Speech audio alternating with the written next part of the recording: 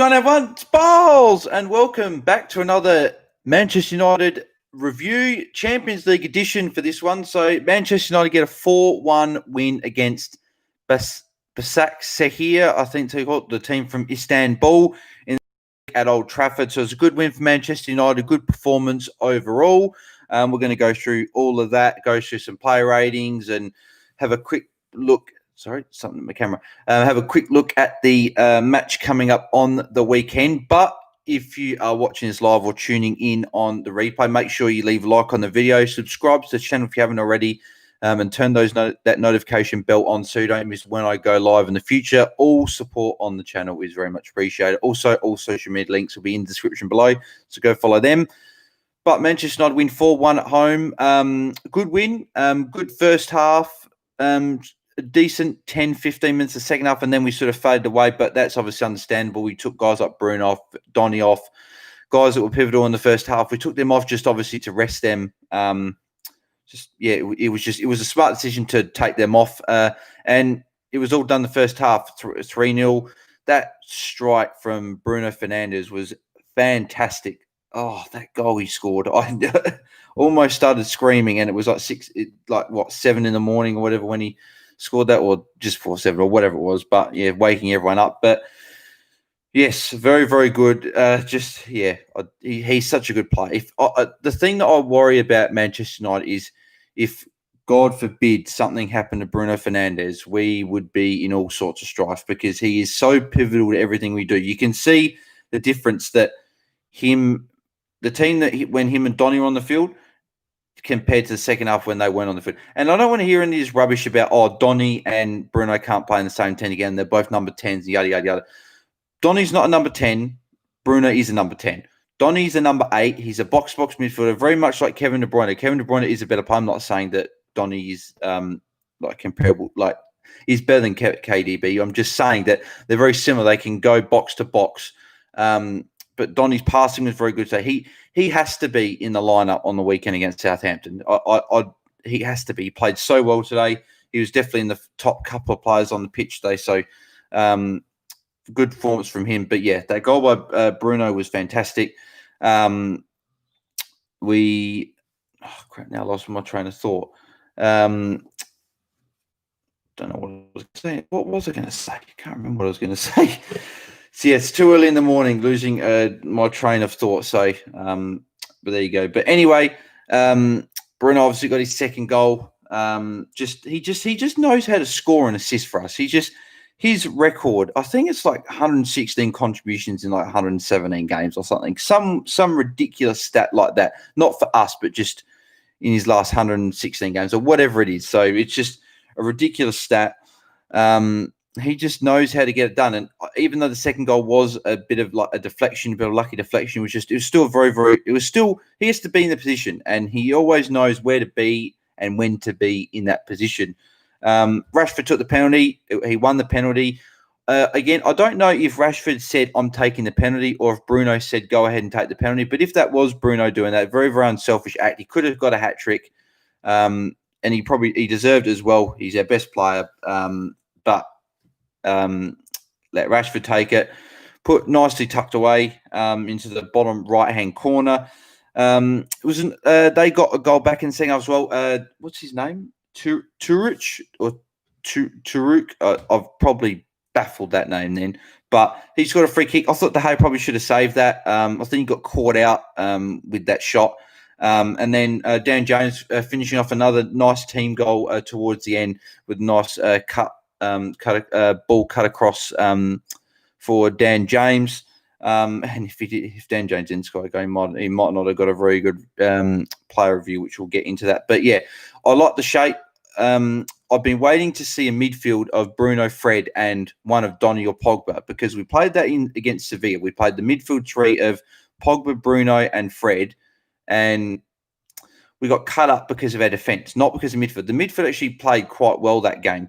They were creating chances for our front three, but it's just our back two, Lindelof and Maguire, are just so shaky, and they're just not a very good pairing together, and they don't allow two of our midfielders to get forward and help create unless we're playing in a diamond. Three, you either need to do two like defensive midfielders and then just leave Bruno up there with the front three, or your wingers need to come back and defend, which our wingers don't tend to come back and defend too much. So it was good to see Fred and Donny play together. And the thing that stood out to me the most is when Pogba and Fred, or when Fred and Matic or whatever are going, they sort of almost do their own thing.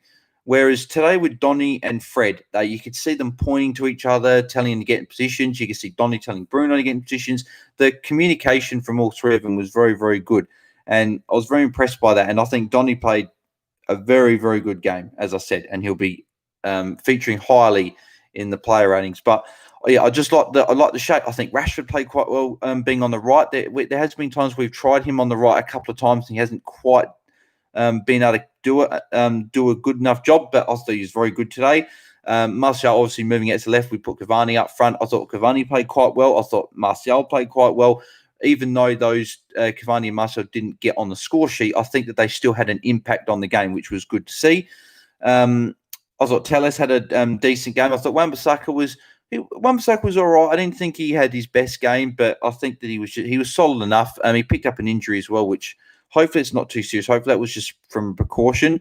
But if it was, then we must be playing Brennan Williams, which I think he showed some good signs when he came on as well. Some nice, good crosses and all that stuff. But yeah, and then De Gea, taking out besides that save, he didn't really have too much to do. But as I said, you could just see the drop off from when we made our subs. Obviously, Axel came on for Lindelof at half time. Again, I don't know if that was from injury wise, from him picking up an injury, or if that was just to give him a rest. I hope it's not an injury. I haven't heard anything yet, but I'm sure we'll hear that before the game on the weekend or later on the week anyway. So, yeah, all in all, a good game. Good win. Sorry, not good game. Good game and good win. We still need to pick up at least another win out of our remaining 2 games, I believe, or we need one of PSG or Leipzig to lose both their games. So yeah, well, we need a win because we played both them in our final 2 games. So going on how the way we played against Leipzig last time. Hopefully we can use some of that and perform like that in the next game. And then obviously PSG is going to be a very, very tough task. I know we did beat them away, but they did beat us last season at not the season before when they played us at home. So hopefully we can get that back on them next season. In the next game.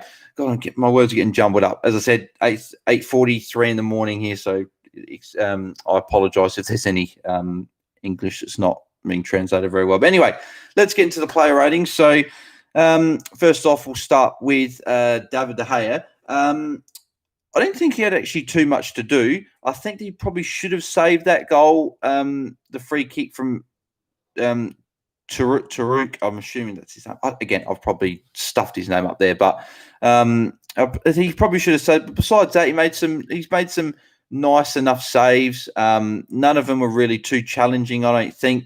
Obviously, Visca hit the bar in the second half. That Demba had 1 or 2 chances in the first half. We could have probably tested Harry a bit more. But if I was to be so worried, because as I said, Lindelof and Maguire just would make him so nervous that he's just like, I'm going to be facing a shot here. I know that he's trusting in his players, but surely in the back of his mind, he's thinking, well, I could be facing a shot within a couple of seconds here when in a situation where it doesn't look like it's going to be a shot. So, but I'd give him a 6. If he kept the clean sheet, I would have given him a 7 because he didn't have too much to do, but a clean sheet is a clean sheet. But I think that he probably should have saved that goal, missed out on the clean sheet, so I'll just give him a 6 there. Wan-Bissaka, I think I'll give him a 6 as well. Played obviously give ratings from 1 to 10. Obviously 6 is average, so Wan-Bissaka gets a 6. I think, as I said, didn't do anything poor, but didn't do anything amazing either. Just did his standard sort of thing. But I hope this isn't a serious injury, and hopefully he can play on the weekend. But as I said, we'll see how that the extent of the injury, and we'll see what happens. But if we lose him, we've lost our top 2 fullbacks. You could argue Telles is better than Shaw, but I still think that Shaw at the moment is still our number 1 left back. But Telles is very, very good at squad depth, and Shaw always picks up an injury or 2 for the season, missed a couple of weeks. So it was a good signing from Telles anyway. But So Lindelof, I thought, was a more solid out of the two centre backs. I think I'll give Lindelof a 6. He was good enough. It's just I just get so nervous with him and Maguire. They're both. You need with centre back partnerships. You need a if you've got a guy that's lacking in pace but it's a big, strong body, you need another guy that's next to him that's quick. So, like, we had Nemanja and Rio Ferdinand. Nemanja wasn't as quick, but he was that guy that was just that real tough guy, winning all the headers, just that real sort of brick wall. But Rio Ferdinand was that quicker guy that was a lot better, was like very, very good coming out of the defence. I think Vidic and Ferdinand were both good coming out of defence, but Ferdinand was a better ball-playing centre-back. You just need them to sort of like go together and sort of mesh really well. And I don't think Maguire and Lindelof mesh very well, but I think Lindelof played all right today. So good enough for me. So he gets a 6. I think Maguire gets a 5. I think he just looks shaking the ball. His passing is still good when he comes out of the back, but he just doesn't have the pace to get back if he turns the ball over. He just makes some silly mistakes. There was a mistake when I don't know their left winger's name, but he was driving down the left side in the first half, and Maguire, instead of going to him to close him down, he was sort of running back, and it's like, try and press him because he had Lindelof there. And I don't know, again, communication breakdown there, or just Maguire just being too nervous to just go and get the ball. But and that nearly created a chance. And luckily, Maguire was actually the one that was in the way. But yeah, just shaky performance from Maguire. So I think he gets a 5. Could argue for a 4, but I think that it's a positive performance. So be a little bit more upbeat with these ratings. Alex Telles, I think I'll give him a 7. I think he was really good going forward. I think he got forward a lot more than what he did against West Brom, that's for sure. He just, with the more attacking formation, that suits Telles. And he already has that connection with Bruno and Donny and Rashford and Martial, because all good players gel to get, well, majority good players anyway. They just are on the same wavelength, and they can just they just know what to do, like just that football intelligence. Like they can just, like, those 1-2 passes, those passes making through when those guys make runs down the especially with fullbacks when they're overlapping. Yeah, I thought he played really well, and he's got another couple of games, so he's going to have to stay. Hopefully, he can stay fit as well. Obviously, with Luke Shaw still out, I think he's still a couple of weeks away. Obviously, fixtures coming thick and fast, and we're obviously just getting into the pretty much the festival period, really. The holiday period where there's just games coming left, right, centre, Champions League, Premier League, your midweek games. So we need Telles to stay fit, especially, well, at least until Luke Shaw comes back. But yeah, so we move on to Fred. I thought Fred was solid today. I'll give him a 7.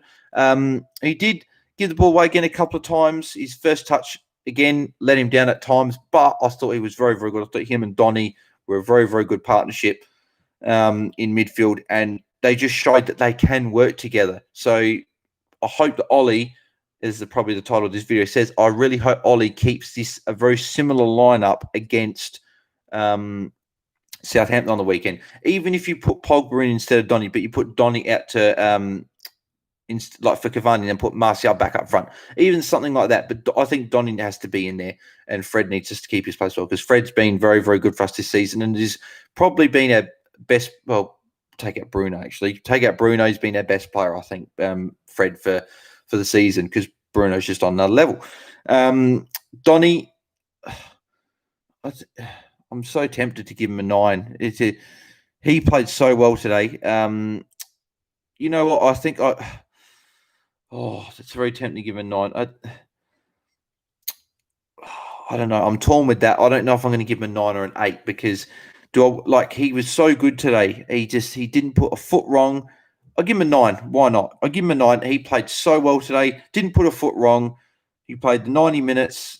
He was just on the same wavelength with Bruno. Him and Bruno worked so well today, and then Fred as well combined with that. Such a good midfield three. And this just shows that if Pog leaves, it's not a bad thing, because we've got depth there. I'd prefer Pogba to stay, but it just shows that we now have Donny there if Pogba were to leave, which it does look like he'll probably leave at the end of the season. But yeah, Donny played very well. Gets a 9 from me. Just got to be positive, and I'll give him a 9. I think Bruno gets a 9 as well. I think Bruno was amazing today again. 2 goals. That, as I said, that first goal, that volley, just a half volley that he got. That just it's stuff of dreams. And just he's our best player by far. And again, as I said earlier in the video, take him out of the team, we're just completely different. And if we have an injury to Bruno Fernandes, it's not going to be good, because he's the engine of our car. He's the engine of this team. He makes us go. He as Mark Goldbridge on United Stand said, he makes us relevant. Well, he's been making us relevant to start the season, because we've had a very indifferent start to the year. We've been quite poor. We've been good in some games, but it's more been in Champions League have been good. We now need to translate this sort of form into Premier League games. Oh, excuse me.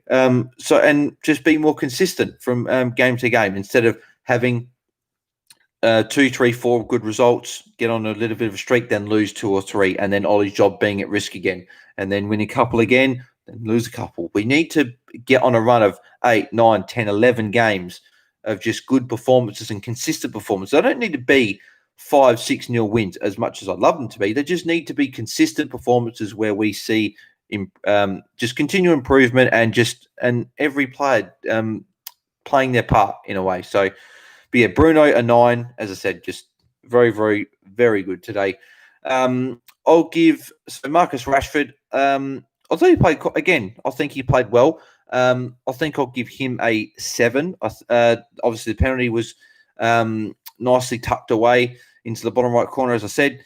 And Rashford is a frustrating player, because there's times where he makes the wrong decision, and it could just take his game to another level. His decision making is the only thing that is sort of holding him back at the moment. Because he's a great player, great talent. He's still young. He's got so much time to develop. But if he can just get that decision making right, he'll just take his game right to another level. And I think he played well today. There was just excuse me, I'm sorry. As I said, 8:30 in the morning, or 8:53 now to be exact. When he can lay off a pass instead of maybe going for a shot or choosing the wrong option, if he does that, we might score another couple of goals a game. And all of a sudden, we're talking about Rashford as possibly man of the match with maybe a goal and 2 assists or something. But because there was 2 times when he probably could have laid it off to someone, but he chose the wrong option, unfortunately. But he gets a 7 from me. I'll give him I'd probably give him. Probably give him an. Oh, hang on, my connection's unstable apparently. We're back. Okay, so I don't know if it went unstable there for a second. Yeah, I thought Cavani, I'll give him an 8. I think he was very good today. The one thing that stood out to me with Cavani was his one-touch passing. We're just laying it off to people. His flick passing, setting guys up, and he was a big. And I think he played a part in every goal that we had, except the first one, Bruno. I'm pretty sure. I think he had a part, obviously, with the deflection with the second goal, and I think he had a pass that was involved in the third goal as well. He got involved today a lot. Because he's obviously a bit older, he can't play every game for us. And I don't want people to overreact and think, "Oh, he got an 8. Bailey gave him an 8, or Bales gave him an 8. Let's play him every game. Let's get him in team and whatever, because he's the best striker." He's 34 years of age now, and he can't play every game for us. This is again where we need squad rotation. I would fully expect.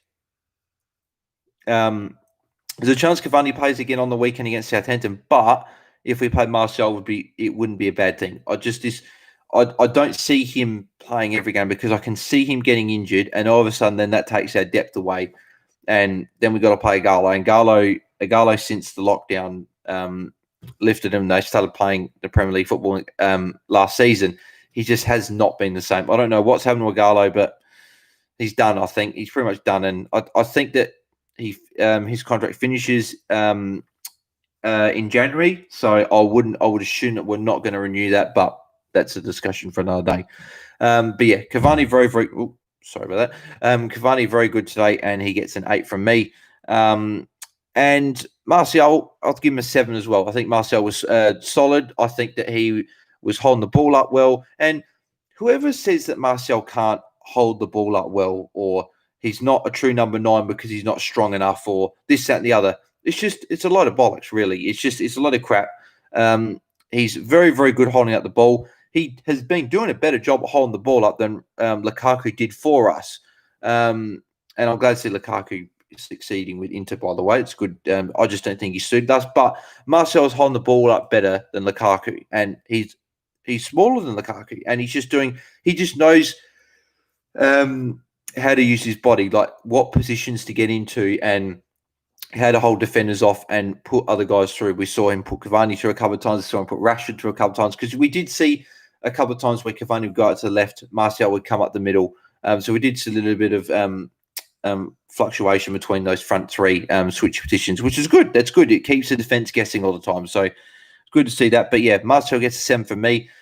He didn't score his goal, but when you are playing on the left wing, it's not always about scoring goals. It's just about continually being involved, setting your teammates up, and just helping your team get a win. The strikers are... Wow. I'm getting tired now.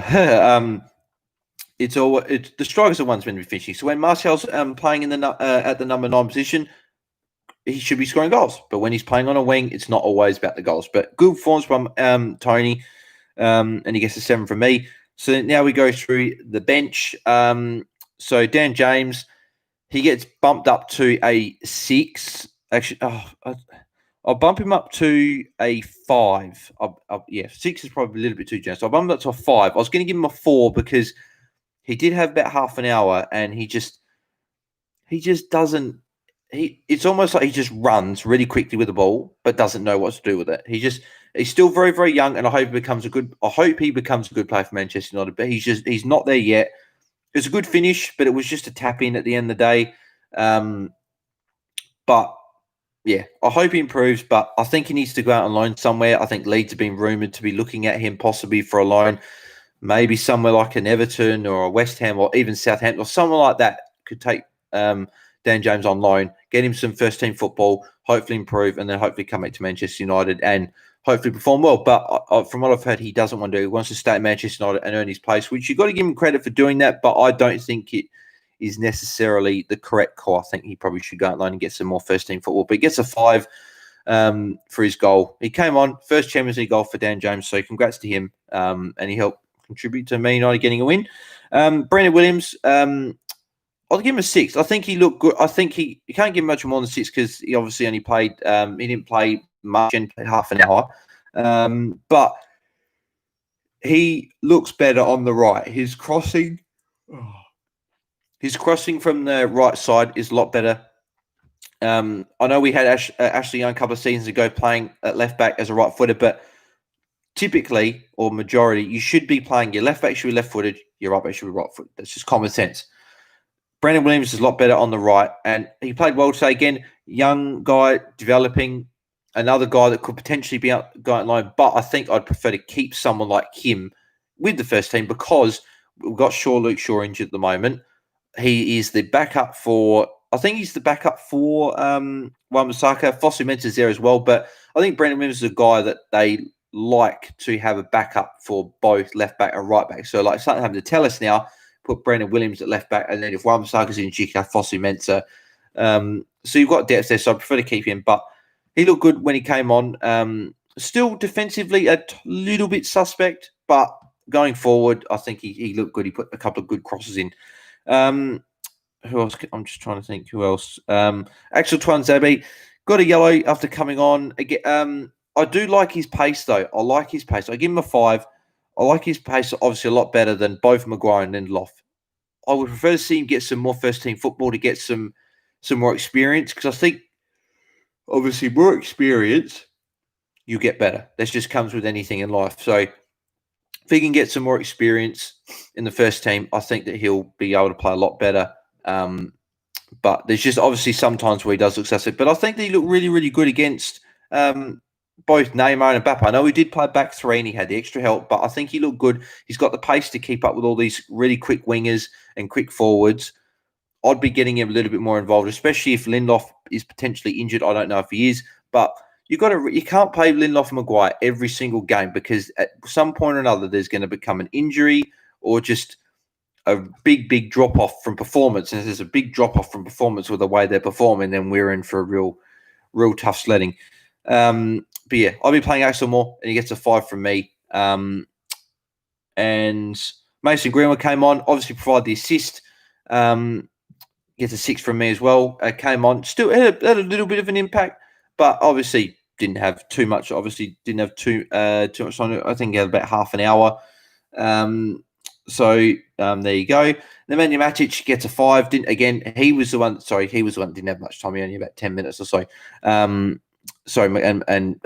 Greenwood did have half an hour, but he did create the assist, and he made some good runs and had some good shots. There's 1 or 2 chances where he probably could have laid it off to someone else, but he trusts his shooting, and I'd much rather you trust him, someone like him, just go on instinct instead of trying to do too much with it. So he got a 6, and Matic came on, gets a 5. He was just there coming on to shore up the defense, because we were obviously with the last 20, 25 minutes, obviously Basaksehir was Istanbul, whatever you want to call them, we're starting to get a little bit more of the ball, create a couple more chances. Nothing that was any clear-cut chances that worried us, obviously, besides that free kick that probably should, as I said, should have been saved. But obviously, Madge coming on, short defence. I have no doubt he'll play against Southampton. I'd like to see Donny and Fred again, but I just don't know if it's going to happen. Please, Ollie, just keep the same line or same system anyway with Fred and Donny there. And Dan James, Matic, Twanzebe, Greenwood, and am I forgetting someone?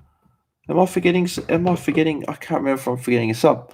Greenwood, James, Twanzebe, Matic, Greenwood. No, I'm not. No, that's all the subs. And in terms of Ollie, I'll give Ollie a rating out of 10 as well.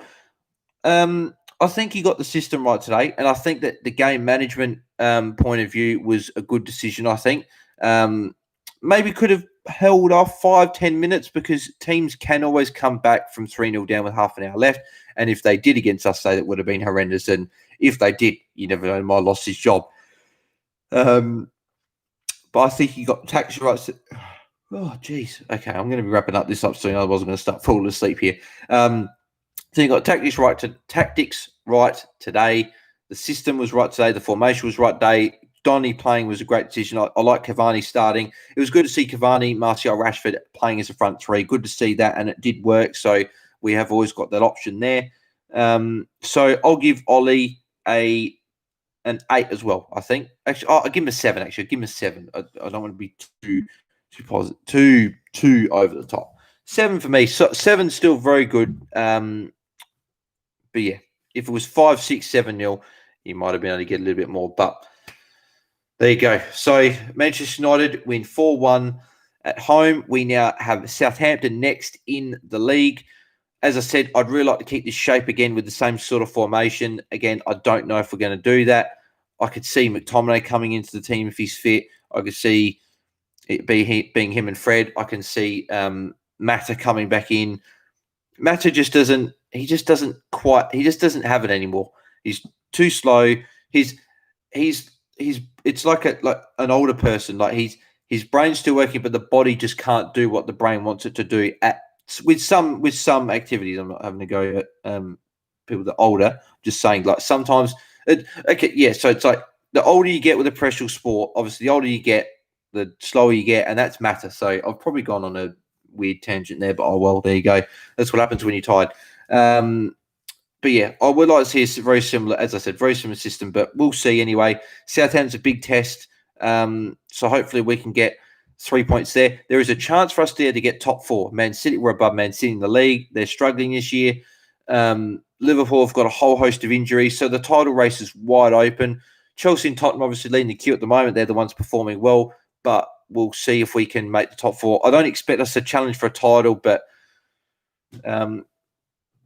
it's not impossible. But I don't expect we're not going to win the title. It's just simple as that. It's just it's like 95% sure we're not going to win the title. But top 4 is still a possibility. We just need to go on a good run here. We've got some difficult fixtures coming up. We've got Southampton, then we've got Leipzig. We've got Leipzig. Then we've got West Ham, then we've got PSG, then we've got Man City. So we've got some tough fixtures coming up. Hopefully we can go on a good run and get some good results with these fixtures. So there you have it. Manchester United 4-1 at home to Basaksehir, Istanbul, whatever you want to call them. Good win for them. Oh, good win for us. Sorry, not for them. I don't know why I said them. I think for them, I meant Man United. But anyway, if you did enjoy the video, please leave a like on the video. Subscribe to the channel if you haven't already. Any support is much appreciated on the channel. Turn notifications on so you don't miss when I go live for the next video. We'll be going live for the Southampton game coming up this weekend. All my social media links will be in the description below, so make sure you go and follow all of them. That is also, again, very much appreciated. And I will see everyone in the next video. I'm out. Cheers.